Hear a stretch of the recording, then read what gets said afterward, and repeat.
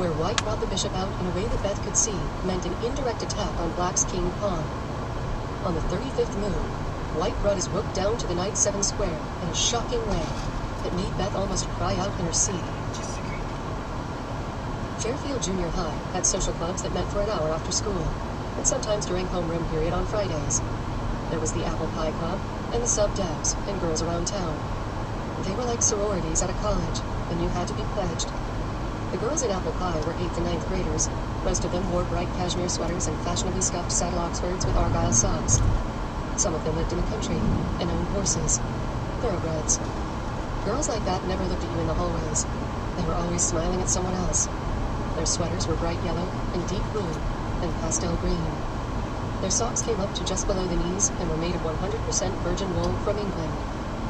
Sometimes, when Beth saw herself in the mirror of the girls' room between classes, with her straight brown hair and narrow shoulders, and round face with dull brown eyes and freckles across the bridge of her nose, she would taste the old taste of vinegar in her mouth. The girls who belonged to the clubs wore lipstick and eyeshadow.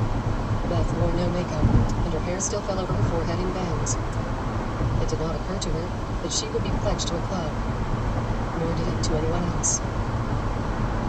This week, Mrs. MacArthur said, we will begin to study the binomial theorem. Does anyone know what a binomial is? From the back row, Beth put up her hand.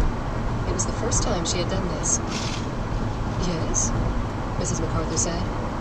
Beth stood, feeling suddenly awkward. A binomial is a mathematical expression containing 2 terms. They had studied this last year at Methuen.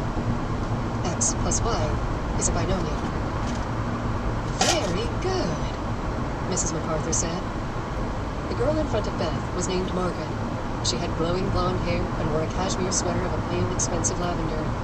As Beth sat down, the blonde head turned slightly back toward her. Brain, Margaret hissed.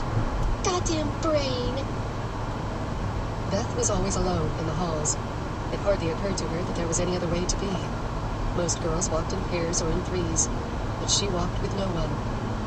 One afternoon, when she was coming out of the library, she was startled by the sound of distant laughter, and looked down the hall to see, haloed by afternoon sunlight, the back of a tall black girl.